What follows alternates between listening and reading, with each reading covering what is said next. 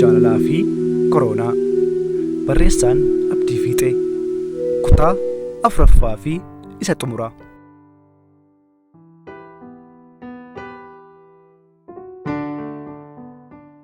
Rooberaan waan gurri isaa dhaga'e amanuu hin dandeenye. Waan ijaajjiitti abjoochaa jirutti fakkaate. "Dooktar, kun akkamiin ta'uu danda'a? Waan kun garuu sirriidha dooktar?" jedhee irra deddeebi'ee gaafate. Miira diilallaa'een dooktara fayyaa fuula isaa dura ijaajjee jiru ilaalee ijarraa fudhachuu dadhabe. "Roober, tasgabbaa'i" ittiin jedhe dooktarichi. "Waan hin fakkaanne natti himaa jirtaam dooktar, akkamiin tasgabbaa'u?" ofirra gadi kuphane. "Miira ati keessa jirtu naaf gala Roobera. Anis bakka kee kana osoo hin jiraadhe miira wal fakkaataa keessa jiraachuu akka hin danda'u nan hubadha" ittiin jedhe sagalee tasgabbiitiin. "Dooktar, du'a sodaadhee miti kan akkas ta'e. Dhugaan siin jedhu ofiif du'a sodaadhee hin beeku dooktar. Lubbuu koo waan hin jaalladhuuf sitti hin fakkaatin kanan dhiphadhe. Garuu haadhaan jiraadhuufan qaba. Yoon akkan beetti duraa karaatti hafe haadha naasuun qax jettee duraa cittuun qaba dooktar. Hoggayyuu jijjiirama koo, hoggayyuu guddina koo yaadaa haadha jiraattuun qabaam dooktar. Otoo hin qabaatin anaan waan qabaattuuf qofa akka nama qabuutti haadha abdiin jiraattuun qabaam. Guyyaa tokko osoon cinaacha ishee siree gaariirra raffisin du'uu waan hin barbaanneef malee ani lubbuu koo sassatee mitiim dooktar kanan dhiphadhe" jedhee imimmaan dhangalaasee bo'e Rooberaan. "Har'a garuu sodaan kee sun hundi sodaa ta'ee erga hafee maaltu si boosisaree Roobera?" jedheen dooktarichi. "Gammachuutu na boosisaam dooktar. Amanuutu natti ulfaateem dooktar. Otoon qabameera ta'ee akkan irraa hafuu hin dandeenye hin beekaam dooktar" ittiin jedhe miira kolfaa fi imimmaan makateen. Sa'a 16 ol xiyyaara keessa turuun salphaa miti Roobera. Sana booda wantoota si mudatan ammoo matumaa si dhiphisaniiru. Kana irratti ennaa mooraa mana barumsaa sana seentu wantoota argite caalmaatti akka yaadannoo hamaa keessa galtu taasisaniiru. Ho'inni qaamaa haala kanaan nama mudatan saayikoojeenik feevar jedhamu dhiphina kiroonik ta'e irraa dhufa. Qufaan ammoo ennaa karaa deeman darbee nama mudachuu mala. Ammasiin kan si barbaachisu boqonnaa qofa. "Boqodhu tolee" jedhee gorse. "Biyyi keenya ogeessota fayyaa akka kee dhukkubsattootaaf dhiphatan qabaachuu isheetti dhugumaan kan eebbifamtedha" ittiin jedhee irra deddeebi'ee galateeffate Rooberaan. Osoo itti marmee galateeffatees baay'ee jaallata ture. Hin danda'amuuf malee. "Rooberaa, sichi of eeggachuu qabda. Har'a negatiif taate jechuun borsi hin qabu jechuu miti. Harmee kee baay'een jaalladhaa nan jiraadhaaf jette kanaaf jiraachuu yoo barbaadde vaayirasii kanarraa of eegi. Gorsa ogeessota fayyaa hojiirra oolchuu akka hin dagannes beeki. Yoo of eeggatte hawaasa keefis eeggannoo goota.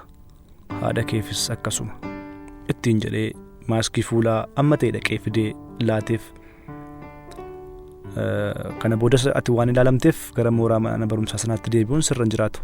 Waaqayyo si wajjin haa ta'u" jedhee nagaa itti dhaamee gara hojii isaatti deebi'e Dooktar Taliilaan. Rooberaan ennaa mooraa sana keessaa ba'u lafa dhaquun beeku ture. Saantimni tokkollee harka isaa gubbaa hin jiru. Ta'us garuu namni waa'ee du'aa fi jireenyaa yaadaa ture amma waa'ee qabaachuu fi dhabuun Waaqayyoon gaddisiisuu hin barbaanne. Dhaqaa tokko argee dhaqee gubbaa taa'uun gadi jedhee Waaqayyoon galateeffate. Rooberaan osoo dhakaa sana irraa hin ka'in yaadi tokko dhufeef Daraartuu yaadate. "Edaa Daraartuun Finfinneetti jijjiiramteetti" jedhe qalbii isaatti. Intala waliin guddate, intala ollaasaa, intala maatirikii gargaaree hojjeteef har'a garuu isheen nama aangoo guddaa gubbaa jirtudha. Otuu sadarkaa lammaffaa jiranii Daraartuun ija irratti gattee turte. Yeroos garuu inni wanta jaalala jedhamuuf waan bakka hin qabaanneef miira Daraartuu hubachuu hin dandeenye. Yaadi isaa hundi barumsa isaa gubbaa ture. Bilbila ishee baasee yoo aangoon hin macheessina ta'eef isheedhumaafan bilbila jedhee ofitti tasaase qalbii isaatti.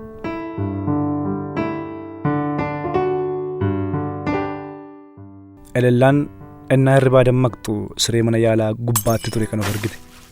Akka daa'ima hirribaa dammaquu ijawwan ishee barruu harka lamaaniin haqachaa gaggalagaltee naannoo ishee mimillatte. Mana dhugaatiif shiishaa galgala turte akka hin taane baruuf yeroo itti hin fudhanne.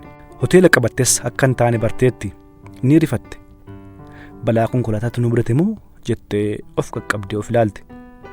Ijoollee galgala waliin turte yaadatte. "Haloo" jettee sagalee ol fudhattee iyyite.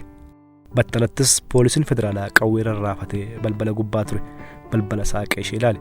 Matumaa innaa poolisii argitu immoo naasuu hamaa keessa dhidhimte. "Hakiimii si waamu?" ittiin jedhe poolisichi. Deebii ishee sana eegganne balbala itti deebisee hakiimii waameef.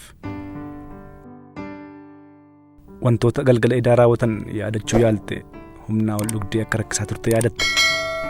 Ibsaa mana dhugaatichaa, haara shiishaa, waca namootaa, sagalee muuziqaa, dhugaatii kana hunda yaadattee onneen ishee dhikkifachuu jalqabe. Sana booda maaltu raawwate jettee of gaafatte.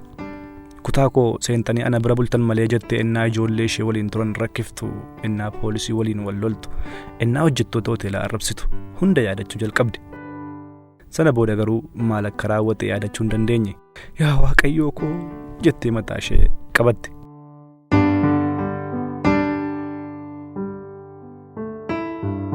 Rooberaan eessa akka bule waan yaadatu hin qabu. Riba akkasii kan inni rafe torban tokko dura ture. Obbo Roobera kaatanii jette Daraartuun balbala kutaa ciisichaa isaa gubbaa ijaajjite.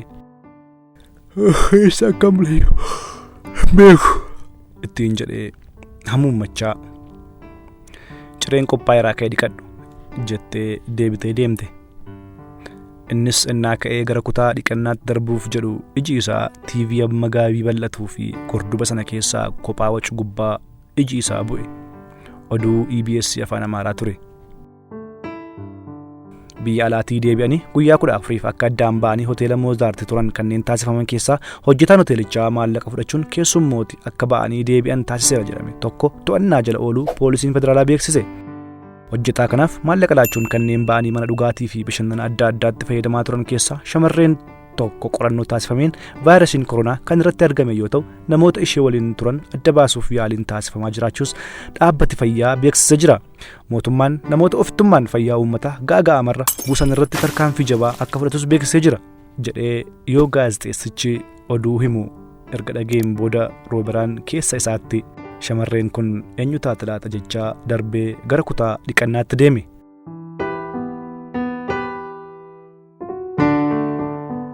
Xumurameera.